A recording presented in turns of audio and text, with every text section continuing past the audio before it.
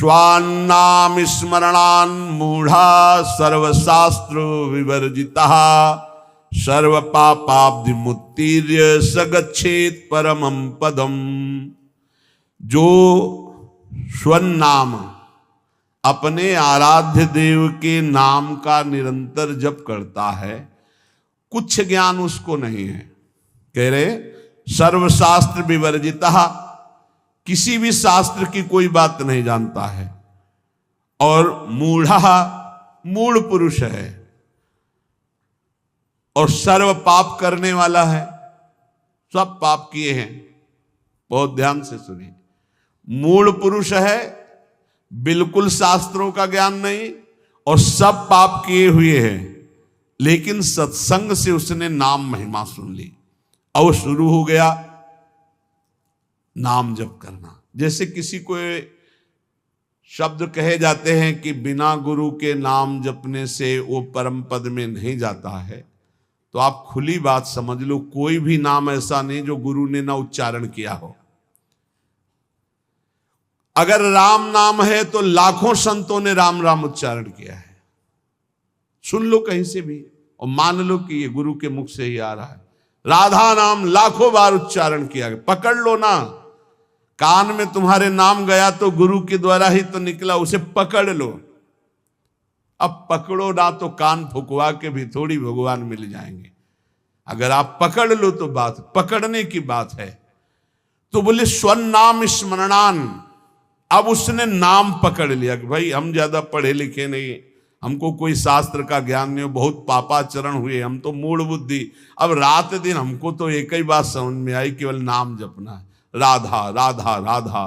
तो बोले सर्व पापाब्धि मुत्तीर्य सगच्छेत परमं पदम, वह समस्त पापों से मुक्त होकर परम पद को भगवत प्राप्ति हो जाएगी उसकी। बहुत कृपा श्री जी की, बहुत कृपा अगर नाम जपने में आपकी रति हो जाए। सर्ववेद इतिहासानाम सारार्थोथमिति स्फुटम यद्रम नाम स्मरणम क्रियते पाप तारकम। मैं तुम्हें समस्त वेदों और इतिहासों का सार सिद्धांत वर्णन करता हूं। यदि तुमने नाम जपना शुरू किया, नाम स्मरण शुरू किया, तो तुम्हारे सारे पाप नष्ट हो जाएंगे और तुम्हें भगवत प्राप्ति निश्चित हो जाएगी। ये सब शास्त्रों का सार बता रहे। तो बोले छोटे मोटे पाप तो नष्ट हो जाते होंगे, लेकिन जैसे गर्भ हत्या है, भ्रूण हत्या, ये महापापों में है। इनको साधारण मत समझना, जल्दी प्रायश्चित कर लो, नहीं दुर्गति करा देंगे तुम्हारी। ये जो घर गृहस्थी परिवार वाले हैं, ये जो भ्रूण हत्या गर्भ हत्या को खिलवाड़ समझते हैं, ये शास्त्र में महापाप वर्णन किया गया है। फिर तुम्हारे यहाँ जब कर्म का फल तांडव करेगा तब कहोगे कि भगवान रक्षा नहीं करते और हमने कौन सा पाप किया है। फिर ऐसे ही बोलते हैं। देखो अपना रजिस्टर पीछे, इसी जन्म का रजिस्टर देखो, कैसे कैसे पाप किए हैं तुमने। तो बोले यदि कहीं ऐसे पाप हो गए, ब्रह्म हत्या पाप हो गया, इनका क्या, इनको कैसे मिटा, ये तो बड़े पापों में है। तो बोले तावत गर्जन्ति पापानि ब्रह्म हत्या समानि च न यावत प्रोच्यते नाम रामचंद्र तव स्फुटम। हे प्रभु, जब तक उसने आजीवन नाम जपने का नियम नहीं लिया, तभी तक ये पाप उसका सर्वनाश करने पर तुल जाएंगे। और जहां निश्चय लिया कि आज से एक भी श्वास नाम के बिना, तो उसे और कोई प्रायश्चित करने की जरूरत नहीं। नाम संकीर्तनम यस्य सर्व पाप प्रणाशनम, सारे पापों से उसकी मुक्ति मिल जाएगी। बोले त्वन्नाम गर्जनम श्रुत्वा महापातक कुंजराः पलायन्ते महाराज कुत्रचित स्थान लिप्सया। हे प्रभु, आपका नाम जब उपासक जपने लगता है तो मानो सिंह की गर्जना है। नाम जपना सिंह की गर्जना है। तो महापातक गजराज है। भारी सिंह की गर्जना सुनकर जैसे गजराज छिपने के लिए भाग पड़ता है, ऐसे पाप नष्ट हो जाते हैं, पाप भाग जाते हैं, उसके हृदय में अपना स्थान नहीं बनाते जहां नाम चलता है। इसलिए तावत पाप भियः पुंसाम कातराणाम सुपापिनाम यावन्न वदते वाचा राम नाम मनोहरम। हे प्रभु, जितने पाप हैं वो सब कंपायमान होने लगते हैं जब कोई उपासक ये निर्णय कर लेता है कि अब तो सब साधन एक तरफ, अब तो हम केवल नाम जप करेंगे, सब पाप थर्रा जाते हैं। कई बार कहा है कि और सब साधन करने में मन लगेगा लेकिन निरंतर नाम जप करने का मन स्वीकार नहीं करे। नाम जप का नियम लिया तो पाप थर्रा जाएंगे। तावत पाप भिया पुंसाम कातराणाम सुपापिनाम यावन्न वदते वाचा राम नाम मनोहरम। हे मन का हरण करने वाले प्रभु, आपके नाम का जप करने का जब तक नियम नहीं लिया, उच्चारण करने का भाव नहीं किया, तभी तक ये पाप है, नहीं तो थर्रा कर कंपायमान होकर ये सब नष्ट हो जाएंगे जब नाम कीर्तन होगा, जब नाम जप होगा। ये महापुरुषों की वाणी है। पापी किसे कहते हैं? बोले ये लोक द्वेषिणो मूर्खा कुमार गदत बुद्धया ते राजन दुर्जना गेया सर्वधर्म बहिष्कृता। पापी कौन है? तो बोले जो अपनी बुद्धि से सदा गंदी बात सोचता रहता है, गलत बात सोचता रहता, शास्त्र विरुद्ध, दूसरे का धन अपहरण कैसे करें, दूसरे से भोग का अपहरण कैसे करें, जो दूसरों से सुख लेने के लिए ही पाप बुद्धि सोचता रहता है, कुमार्गगामी है। जो हर किसी को दुख देने के लिए तैयार है, सुख भोगने के लिए, दूसरों को दुख देने के लिए तैयार है। और जो मूर्ख है, शास्त्र विरुद्ध आचरण करता है, कोई भी धर्म स्वीकार नहीं करता, ऐसे सर्व शास्त्र सर्व धर्म बहिष्कृत पुरुष को पापी कहा गया है। वो पापी पुरुष है जो समस्त लोगों से द्वेष करता है, समस्त लोगों के जनों का शोषण करता है, कुमार्गगामी है। बुद्धि केवल दूसरे का धन अपहरण करना, भोग अपहरण करना, गलत चिंतन करना, इसी में लगी रहती है। जो शास्त्र और धर्म से बहिष्कृत है उसे पापी कहते हैं। अब पुण्यात्मा किसे कहते हैं? कह रहे कि धर्माधर्म विवेकेन वेद मार्गानुसारिणः सर्वलोक हितासक्ता पुण्यात्मा परिकीर्तिता। वही साधवा परिकीर्तिता। पुण्यात्मा कौन? जो बोले जिसकी बुद्धि धर्म और अधर्म का निर्णय करने में बड़ी प्रवीण है। नहीं, ये अधर्म है, ये मैं भूल कर नहीं भी कर सकता, ये धर्म है, इसे मैं भूल कर भी नहीं छोड़ सकता। जिसकी बुद्धि धर्माधर्म विवेक न वेद मार्गानुसारिणा, जो शास्त्र के अनुसार बुद्धि निर्णय करती है कि धर्म किसे, तस्मात् शास्त्रम प्रमाणम ते कार्याकार्यो व्यवस्थित हो। कार्य और अकार्य की व्यवस्था शास्त्र में की गई। जो शास्त्र के अनुसार चलते हैं, जिनका विवेक ये काम करता है कि ये पाप आचरण मैं कभी नहीं करूंगा, ये पुण्य आचरण धर्माचरण इसको कभी नहीं छोड़ूंगा, जो सब लोगों का हित सोचता है, जो दूसरों को सुख प्रदान करता है, परहित करता है, उसे ही पुण्यात्मा कहते हैं। साधुजन उसे ही पुण्यात्मा कहते हैं। पापी कौन? पुण्यात्मा कौन? अब बोले महात्मा कौन? महात्मा किसे कहते हैं? बोले सर्वलोक हितासक्ता साधवा परिकीर्तिता हरिभक्ति करम यत्तत् सद्भिश्च परिरंजितम आत्मनः प्रीति जनकम तत्पुण्यम परिकीर्तितम। जो समस्त लोगों के लिए भजन करता है, अपने लिए नहीं, समस्त लोग सर्वे भवन्तु सुखिना। महात्मा किसे कहते हैं? पुण्यात्मा सुना, पापात्मा। महात्मा किसे कहते हैं? भजन अपने लिए महात्मा नहीं करता, सबके लिए भजन करता है। इसीलिए सब उसे नमस्कार करते, सब प्राणों से अधिक प्यार करते हैं, क्योंकि वो अपने भजन का सर्वस्व वो लोगों को दान करता है। सर्वे भवन्तु सुखिना, सब निरोग हो, सब स्वस्थ हो, सबकी बुद्धि आनंदमय भगवान में लगे, कभी कोई पापाचरण न करे, कभी कोई रोग शोक किसी को न हो। ऐसे महात्मा भजन करके अपना भजन जो जनहित के लिए देते रहते हैं उन्हें महात्मा कहते हैं। जो संपूर्ण जगत भगवान का स्वरूप है ऐसा मानते हैं उन्हें महात्मा कहते हैं। जो निरंतर भगवान के स्मरण में मगन है उन्हें महात्मा कहते हैं। जो विधि पूर्वक भगवान की पूजा श्रद्धा भक्ति करते हैं उन्हें महात्मा कहते हैं। और जो समता शत्रु मित्रेषु वसित्वं च तथा नृप यदृच्छा लाभ संतुष्टि शांति परिकीर्तितः, वही महात्मा है जो शत्रु और मित्र में समान भाव रखता है, जो अपनी इंद्रियों को बस में रख के कभी भूल कर भी कोई पापाचरण नहीं करता, और भगवान की इच्छा से जो दुख सुख मिल जाए उसे गंभीर भाव से सह जाता है। ऐसी परम शांति स्थिति जिसको प्राप्त हो चुकी है उसे महात्मा कहते हैं।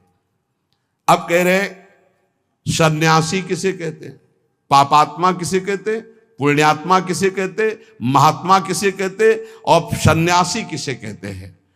बोले तद्यथा विमुच्याग्निर्धन कलत्र परिबर्हणम संगे स्वात्मनः स्नेह पाषाणवधूय परिव्रजन्ति समलोष्टास्म कांचन स्त्रीवर्ग प्रवत्तेषु शक्त बुद्धि अमित्रोदासीनां तुल्य दर्शनाः स्थावर जरायुज अंडज स्वेदज उद्भिजानां भूतानां वांग मनः कर्म भीर नभीर द्रोहिणो निकेताः। सन्यास किसे कहते हैं? जो सन्यास धारण किए उसे कौन है जो सन्यास धारण किए हुए, यहां लक्षण वर्णन कर रहे हैं। जो कभी भूलकर भी स्त्री स्पर्श नहीं करता, सन्यासी। जो भूलकर भी कभी धन स्पर्श नहीं करता, अग्नि स्पर्श नहीं करता, भूलकर कभी अपने परिवार से नहीं मिलता, तथा जो घर गृहस्थी की भोग सामग्री है उससे बहुत दूर रहता है, त्याग करके समस्त विषयासक्ति के बंधनों को तोड़ करके, जो अनिकेत है, जिसके वास का ही ठिकाना नहीं, अनिकेत, कोई अपना घर नहीं, ढेले पत्थर और सोने को जो समान समझता है, अर्थ धर्म और काम तीनों का त्यागी है, शत्रु मित्र उदासीन सबके प्रति समान दृष्टि रखता है, स्थावर अंडज पिंडज स्वेदज उद्भिद समस्त प्राणियों में मन वाणी और कर्म से कभी द्रोह नहीं करता, जो परम स्वतंत्र सच्चिदानंद रूप में स्थित हो चुका है। अगर किसी गांव नगर आदि में गया तो किसी देव मंदिर में टिके या नगर के बाहर किसी वृक्ष के नीचे। गांव में भिक्षा के लिए एक रात एक दिन भिक्षा ले, बाहर गांव के टिके। नगर में 5 रात 5 दिन भिक्षा ले सकता, नगर बहुत बड़ा। इसके अलावा बिना मांगे बिना प्रयास किए यदि मिल जाए तो उससे गुजारा कर ले। काम क्रोध दर्प लोभ मोह कृपणता दंभ निंदा अभिमान हिंसा आदि से जो पूर्ण दूर है उसे सन्यासी कहते हैं। जो भूल कर भी धन का स्पर्श नहीं करता, स्त्री का स्पर्श नहीं करता, परिवार से संबंध नहीं रखता, समस्त बंधनों को तोड़ करके परम स्वतंत्र समदर्शी होकर विचरण करता। गांव में 1 रात 1 दिन भिक्षा, नगर में 5 रात 5 दिन भिक्षा। गांव में टिकना है तो गांव के बाहर वृक्ष या मंदिर में, नगर में तो नगर के बाहर। कभी किसी के घरों में टिकने के लिए शास्त्र आज्ञा नहीं देता कि उनकी सैयाओं पर। ऐसा हमने देखा है, महात्माओं को स्कूल में टिक गए या बाहर कोई ऐसा निवास स्थान है एकांत सेवन, और रात्रि में कब निकल गए पता नहीं चला। सच्चे संतों को देखा, वो ये भी नहीं बताते थे कि सुबह चले जाएंगे, आराम से शयन किए, जब दोबारा देखा गया तो तखत खाली मिला, थे ही नहीं। बड़े ही वीतराग परमहंस। संन्यास धर्म बहुत उच्च कोटि का है, समस्त आश्रमों का गुरु धर्म है। जैसे ब्रह्मचर्य, गृहस्थ, वानप्रस्थ और संन्यास, ये चतुर्थ हर आश्रम का गुरु आश्रम माना गया है संन्यास। अब इसमें जो पद्धति है उसके अनुसार चले तब वो उच्च कोटि की उस स्वरूप स्थिति को प्राप्त होता है। जो संपूर्ण षड्भावादि विकारान यो देहे पश्यति नात्मनि, शरीर के 6 विकार हैं, ये मेरा स्वरूप नहीं है।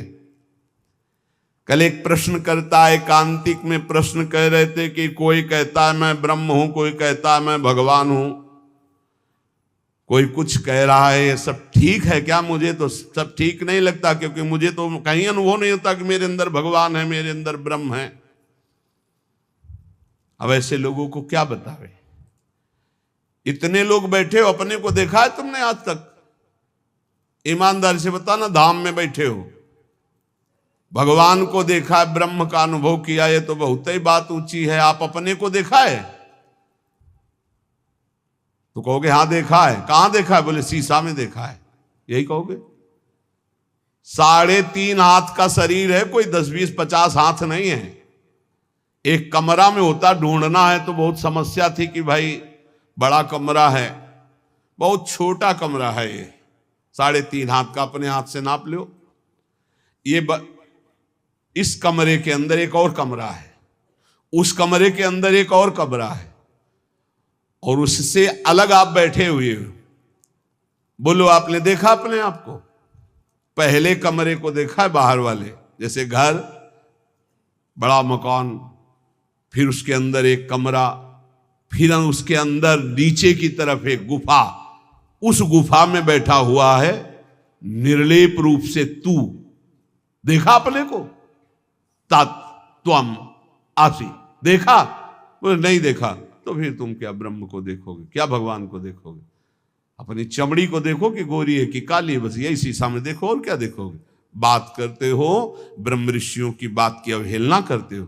कोई भी मार्ग थोड़ी गलत है कि भला जीव ब्रह्म कैसे हो सकता है? तो ब्रह्म जीव हो सकता है ना, ब्रह्म जीव हो सकता है, तो जीव ब्रह्म क्यों नहीं हो सकता?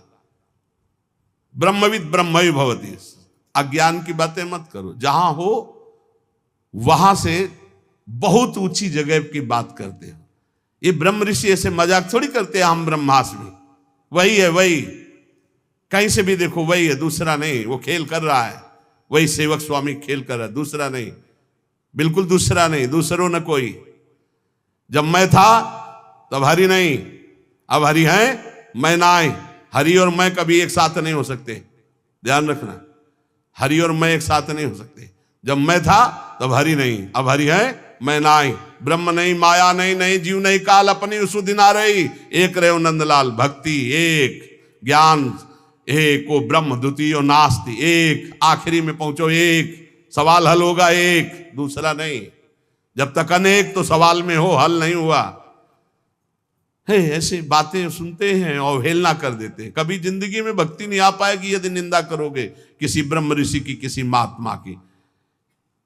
भगवान के सिवा कोई नहीं है, मान लो हमारी बात, तो सवाल मानी संख्या भगवान के सिवा कोई नहीं, हल हो जाएगा। वासुदेवा स्वरमिति। ये शरीर भगवान नहीं है।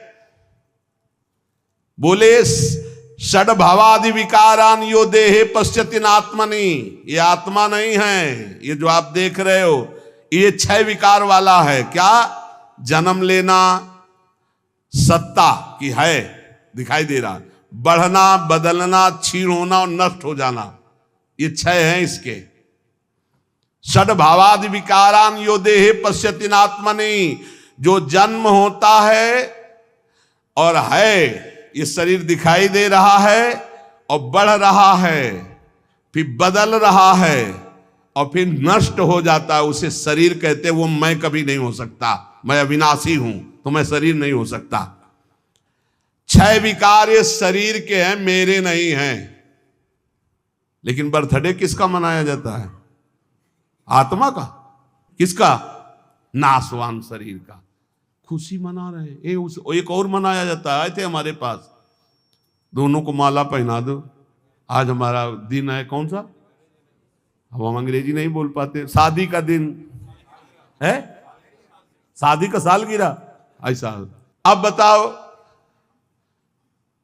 अरे भाई हम कह रहे किसी बहाने उत्सव मनाओ, 24 घंटा का कीर्तन रखवा लो, धन्यवाद, तुम रोज मनाओ, हम रोज मनाओ कह रहे, रोज बर्थडे मनाओ, लेकिन नाम कीर्तन करो।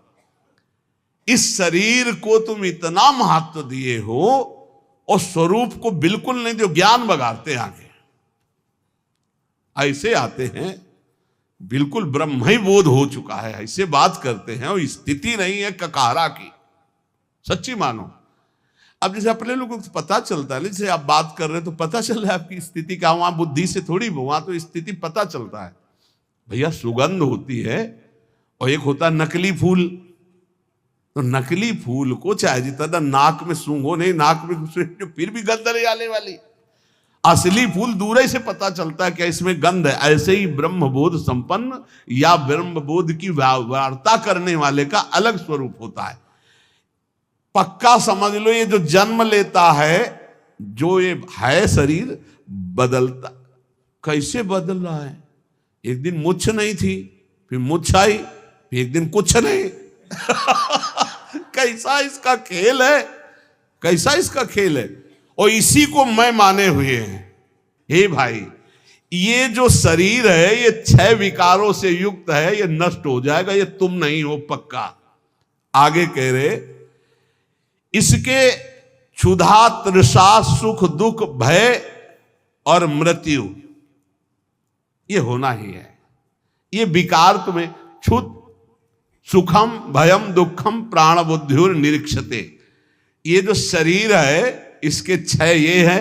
और अंतिम सुनो, ये भूख से, प्यास से, सुख दुख से, भय से जो व्याकुल रहते हैं, ये प्राण है, तुम नहीं हो।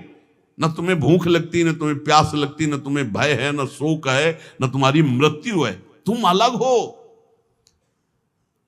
सांसारिक धर्म तेरे को स्पर्श नहीं कर सकते। अगर तू गुरु की शरण में होकर ये बात जान जाए तो तू क्या है समझिए। बोले, पश्यन्ति ये सर्व गुहाशयस्थम त्वाम चिद घनम सत्यमनंतमेकम अलेपकम सर्वगतम वरेण्यम तेसाम हृदब्जे सहसीतया बस। तू चिदघन स्वरूप है, चिदानंद है, चिदघन में कोई प्रहार नहीं हो सकता। तू सत्य स्वरूप है, तेरे में कभी काम क्रोध नहीं हो सकता। तू अनंत महिमामय है, तू अनंत का बच्चा है, अनंत महिमा। तू एक है, तू निर्लेप है, और तू ही सर्वगत है, तू ही स्तुत्य है। स्तुति तेरी करने लायक इस शरीर की नहीं। ऐसा तो परमेश्वर स्वरूप है। अब आप समझ लीजिए, जब आप खोजोगे तो खोजने वाला नहीं रह जाता, जिसकी खोज की जाती है वही रह जाता है। भाव इसका समझ लो। जब दर्पण था तो 2 दिखाई दे रहे थे, मैं और मैं का एक प्रतिबिंब, और दर्पण जब खींच लिया तो केवल मैं बचा, प्रतिबिंब गायब हो गया। ये शुद्ध ज्ञान की बात समझ लीजिए। माया प्रतिबिंब में ये भास रहा है, स्थूल शरीर, सूक्ष्म शरीर, कारण शरीर, और इसका प्रतिबिंब मैं पुरुष, मैं स्त्री, मैं विद्वान, मैं धनवान, मैं रूपवान, मैं गुणवान, बहुत विचित्र। कोई पश्यन्ति सर्व गुहाशयस्थम, अभी आपको बताया कि बहुत गुह्य स्थान में वो बैठा है। स्थूल शरीर, सूक्ष्म शरीर, कारण शरीर, पूरा बड़ा मकान, फिर एक कमरा, कमरा के नीचे भूधरा, उसमें गुफा में वो परम तेजो में बैठा हुआ है। कौन? बोले, त्वाम चिदघनम सत्यम अनंतम एकम, तू एक है, अनंत महिमाशाली चिदघन स्वरूप, तू ही वहां बैठा हुआ है। देखो अपने को। फिर ये प्रश्न खत्म हो जाएगा कि लोग ऐसा कहते हैं कि मैं ब्रह्म हूं, मैं ऐसा कहते हैं, ऐसा। तू वही बैठा, वही अलेपकम, तेरे में कोई विकार स्पर्श नहीं कर सकता। सर्वगतम वरेण्यम, वही तू ही स्तुति करने लायक है, क्योंकि तू परमात्म स्वरूप है। ये कैसे होगा? बोले निरंतराभ्यास दृढ़ीकृतात्मनाम त्वत्पाद सेवा परिनिष्ठितानाम त्वन्नाम कीर्त्या हत कल्मषाणाम। जो लोग निरंतर ये अभ्यास करते हैं, नाम जप कर रहे हैं, शरीर के सुख दुख को अपना नहीं मानते, सह रहे हैं। बहुत सच्ची बात समझ लो, नाच पड़ोगे इतना आनंद आ जाएगा। भगवदानंद अभी पाया ही नहीं, इसीलिए विषयानंद में मन जा रहा है। जिस दिन तुम्हें वास्तविक अनुभव होगा कि अरे मृत्यु शरीर की होती, तेरी नहीं, विकार अंतःकरण में आते, तेरे में नहीं, भूख प्यास प्राणों का धर्म है, तेरा नहीं, उसी समय तू परमानंद था, परमानंद है, परमानंद रहेगा। एक अपार मस्ती आ जाएगी, एक अपार मस्ती आ जाएगी। जैसे एक एक रुपया मांगता फुटपाथ में आदमी घूम रहा हो, अचानक उसका मित्र आके बता दे तू तो युवराज है चक्रवर्ती सम्राट का। नहीं नहीं, मैं युवराज कैसे हो सकता, चल अभी परिचय दिलाता हूं। और डीएनए चेक करवाया राजा का और उसका युवराज का, मिल गया डीएनए, और तत्काल उसको युवराज पद जो था वही मिला। अब बोलिए उस फुटपाथ के भीख मांगने वाले राजकुमार की पदवी जब प्राप्त हुई तो उसको कैसा आनंद होगा। हमारा और हरि का डीएनए एक है, नहीं है? देखो ना, ममैवांशो, भगवान कह रहे ना, ईश्वरंस जीव अविनाशी और चेतन अमल सहज सुख राशि, जो आनंद सिंधु सुख राशि। सुख राशि, सुख राशि डीएनए मिल गया, अविनाशी अविनाशी डीएनए मिल गया हमारा भगवान का। अब हम भगवदानंद का साम्राज्य प्राप्त कर लिए। समझ लो, सच्ची बात समझ लो, बहुत गूढ़ विषय है। सोई जानई जेहि देहु जनाई, वो आगे वाली बात तो जानत तुम्हें हुए जाई। कुछ नहीं, नाटक मंच पे नाटक मिला था और नाटक की जगह हम सत्य मान गए, बस ये बात हो गई। नाटक मंच के पहले कौन था? बोले मैं। तो जब नाटक मंच पे पहले जो मैं था उसको तुमने याद क्यों नहीं किया? नाटक मंच में जो जोड़ा गया उस मैं के साथ क्यों जोड़ लिया? बोले क्या जोड़ लिया? बोले मैं स्त्री, नाटक मंच में स्त्री भेजा गया तो मैं में केवल रहता स्त्री भाव के ले आया। मैं के साथ जो जोड़ा गया वो सब बंधन, मैं विद्वान, मैं धनवान, मैं कुलवान, मैं स्त्री, मैं पुरुष, मैं अमुक, मैं शुद्ध ब्रह्म, और मैं के साथ जोड़ा गया वह शुद्ध माया। बस यही हटाने के लिए साधना मिली है।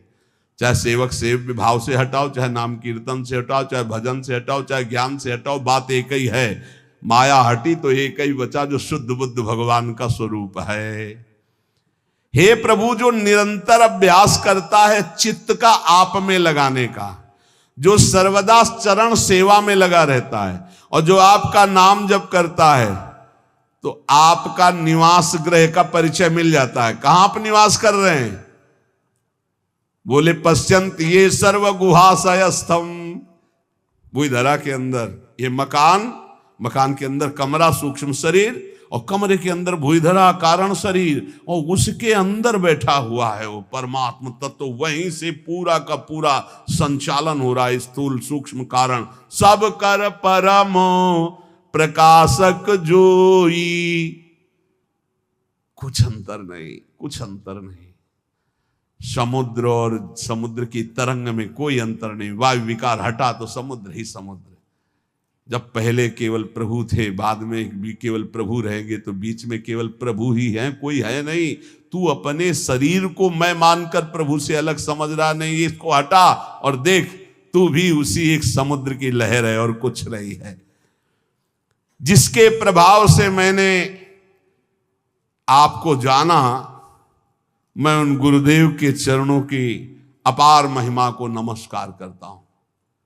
बस गुरु चरण कृपा से ही जाना जा सकता है। इसलिए खूब नाम जप करो, कोई अधर्माचरण न बनने पावे। इस जीवन में मुझे भगवत साक्षात्कार हो जाए, प्रियालाल के लिए रोना आ जाए, प्रियालाल मेरे नेत्रों के सामने आ जाए, यही परम लाभ है। शेष चर्चा आगे।